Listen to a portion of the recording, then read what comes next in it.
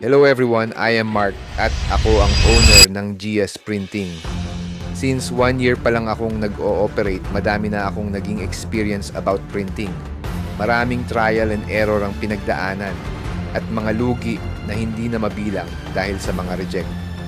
Pero kahit ganun hindi nasayang yung mga reject na yun dahil doon, natuto ako.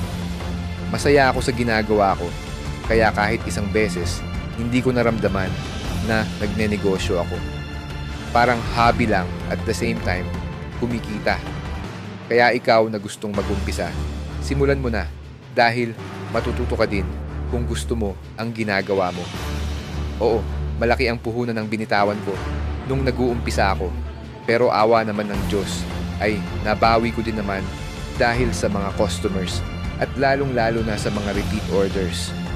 Dahil bawat gawa ko ay sinisiguro ko ang quality at yun ang sikreto pagdating sa ganitong negosyo, ang quality ng bawat produkto mo. Dahil ang quality ang magdidikta sa customer kung babalik pa ba sila sa'yo. Hindi sa pamurahan ng presyo ang labanan dito. Oo, bibili sila dahil mura pero babalik pa sila kung compromised ang quality. Kaya ikaw na nanonood, baka ito na ang sign para mag-umpisa ka na.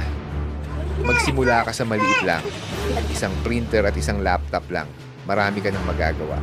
Andito ang channel ko para kuhanan mo ng simple tips at tutorial sa mga future videos ko. Ginawa ko ang channel na to para i-share ang mga bagay na natutunan ko na hindi ko mahanap dito sa YouTube. Kaya mag-subscribe ka na sa channel ko para makatulong din ako sa paglago ng negosyo mo. Good luck sa'yo, ka-printing!